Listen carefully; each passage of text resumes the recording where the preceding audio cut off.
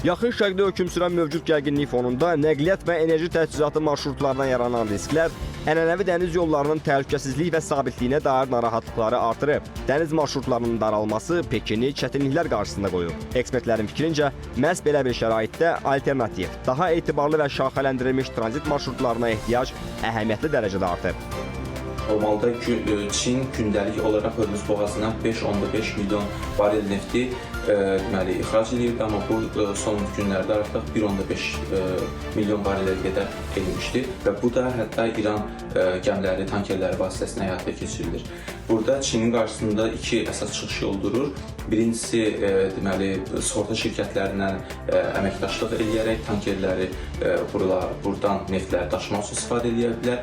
Digər tərəfdən isə Rusiya vasitəsilə şimal dəhlizindən istifadə edərək Çin-Avropa ticarətini həyata keçirə bilər. Bu vəziyyət Pekini orta dəhliz kimi təhlükəsiz quru marşrutlar axtarmağa, xüsusilə Azərbaycan üzərindən keçən tranzitə yönəlməyə sövq edir. Xəzər dənizi və Ələt Beynəlxalq Dəniz Ticarət Limanı vasitəsilə tranzit daşımalarının genişləndirilməsi Çin üçün real alternativ logistika həlli kimi dəyərləndirilir. Bildiyimiz kimi Azərbaycan Avropa, Asiya, Şərq ilə Qərb arasında qapı rolunu oynayır. Bunun üçün də Çin rahat şəkildə Avropadan Azərbaycan üzərinə istər quru, istər hava yolu vasitəsilə daşımalarını həyata keçirə bilər. Orta dəhlizin geoiqtisadi əhəmiyyəti artdıqca Azərbaycanın regionun geosiyasi balansında rolu da güclənir.